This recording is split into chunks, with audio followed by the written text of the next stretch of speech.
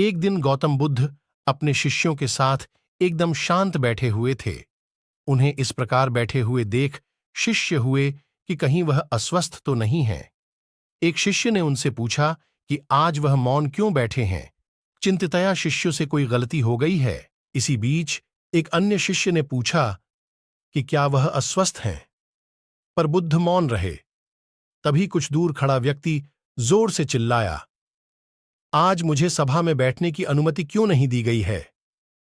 बुद्ध आंखें बंद करके ध्यान मग्न हो गए। वह व्यक्ति फिर से चिल्लाया, मुझे प्रवेश की अनुमति क्यों नहीं मिली। इसी बीच एक उदार शिष्य ने उसका पक्ष लेते हुए कहा कि उसे सभा में आने की अनुमति प्रदान की जाए। बुद्ध ने आंखें खोलीं और बोले, नहीं, वह अछूत है, उसे आज्ञा नहीं दी जा सकती। यह सुनकर शिष्यों को बड़ा आश्चर्य हुआ।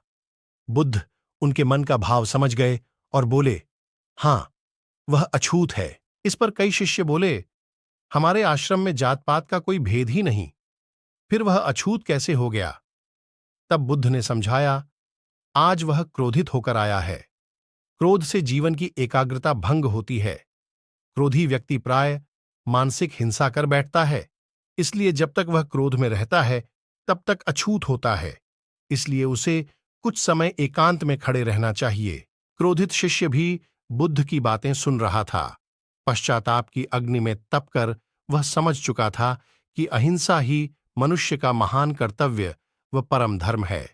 वह बुद्ध के चरणों में गिर पड़ा और कभी क्रोध न करने का प्रण लिया। शिक्षा, आशय यह है कि क्रोध के कारण व्यक्ति अनर्थ कर बैठता है और पश्चाताप उसे बाद में होता है, जिसका कोई लाभ नहीं मिलता। इसलिए हमें क्रोध नहीं करना चाहिए।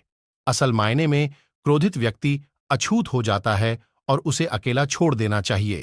क्रोध करने से तन, मन और धन तीनों की हानि होती है। क्रोध से ज्यादा हानिकारक कोई और वस्तु नहीं है।